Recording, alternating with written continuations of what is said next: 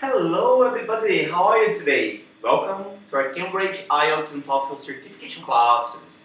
My name is Rodrigo and I'm officially a Cambridge examiner for the speaking part of the test. And this is Pandora, she always follows our classes, she's my baby picture. Say hi. Hello guys, hello. So, if you haven't subscribed yet, please click on the link below and make sure you watch all of our classes. Vocabulary and grammar tips for TOEFL, Cambridge and IELTS, alright? So, the topic of the day is going to be a hard one. We're going to talk about very advanced grammar for writing purposes. And we need to do that in order to score a very high mark at TOEFL and IELTS.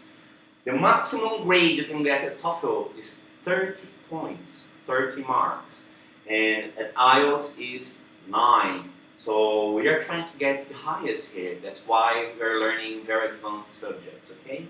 And the topic of the day is called embedding, which basically means to fit in the middle, alright?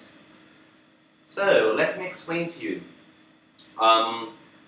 Basically, the normal order of sentences is when you have the subject, plus you have a verb, then you have an object. But embedding goes right in the middle, separating the verb from the subject. And usually, in order to do that, we have to use a subordinate clause or a dependent clause, alright? In the majority of cases, again, we separate the verb from the subject and it makes it difficult to know who caused the action, okay? And that's why it's so important to learn all the embedding cases. And today, we're going to learn all of them, alright? So let's see the first case. The painting of the teens being talked to by Queen Elizabeth is wonderful. So the painting is wonderful, not the Queen is wonderful, alright? So I'm talking of the painting. Even though the painting is far away from the verb to be, you know, there are 1, 2, 3, 4, 5, 6, 7, 8, 9 words separating painting from the verb to be, you know. Let me show you the second example. Let's see it together. Let's see it together. A doctor who was arrested in Central Park when he allegedly attempted to knife a traffic warden is said to have injured 4 policemen. This is a very long sentence, so in that case, the subject doctor and the verb is are separated by 15 other words, okay? That again is called embedding. So again, embedding means fitting in the middle. And what can we fit in the middle? Subordinate clauses, okay? However, nonetheless, all the same, sometimes those subordinate clauses, they can omit, they cannot use, they can leave out the relative pronoun, making our lives even more difficult, okay? But let me show you the first example. The movie my daughter was talking about at Alan's party turned out to be very exciting. What I mean to tell you is that the movie which my daughter was talking about. But in that case, I left out the relative pronoun which. That is a class that I teach on my YouTube channel that if you want to learn when can we leave out relative pronouns, you can just click there and watch it. This is not the topic of today's class, okay? That's very basic compared to this class. So previously you should have learned how to use your relative pronouns and relative clauses before watching this class, okay?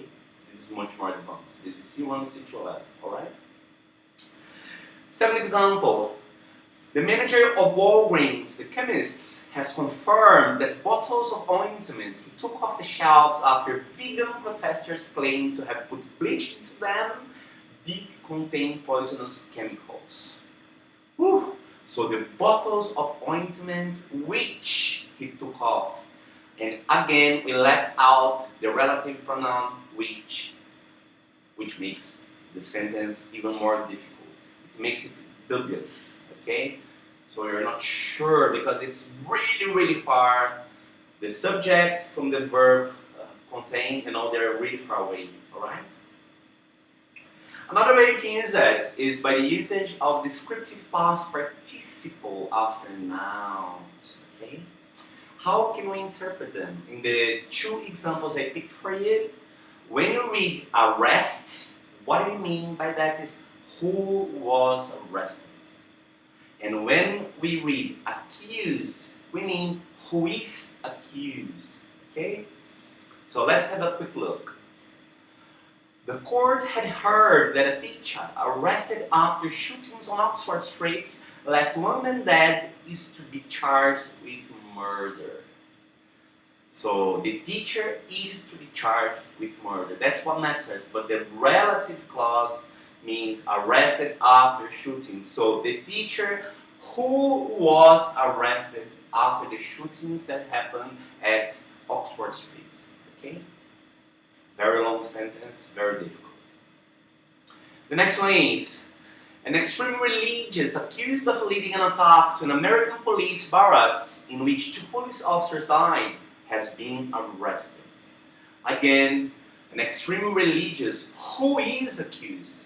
We didn't need to use who is because accused is already describing by the using of past participle after a noun. Okay? So in that case, the embedded sentence is called, or it's known as descriptive past participle. Alright? And let's see the last case, which is embedded adverbial clauses. So just to remind you, before understanding this, we should have known that adverbial clauses, all types, like the reason clauses, concession clauses, final clauses, you know, there are many different types of adverbial clauses, 13 or 14 different ones, alright? But I'm going to show you 2 examples which can clarify how can we use embedding sentence in that case, okay? So, first example. The really important point is that because he did not invite the one man he certainly should have asked, his mother was furious. So, wait a minute. Should he have asked his mother? Is that what that means? In that case, the embedded adverbial clause of reason makes the sentence dubious because we are not sure if he should have asked his mother or if he should not have asked his mother, and that's why he's furious. So we must avoid embedded adverbial clauses. That's the point, okay? Please avoid embedded adverbial clauses because you can make it dubious. And dubiousness can take away some of your marks in the test, okay? And the last example of the day, the recalcitrant leader found out that in spite of the precautions of the soldiers he had bought guns from, the FBI had planted the informer among them. In that case, had he bought the guns from the police?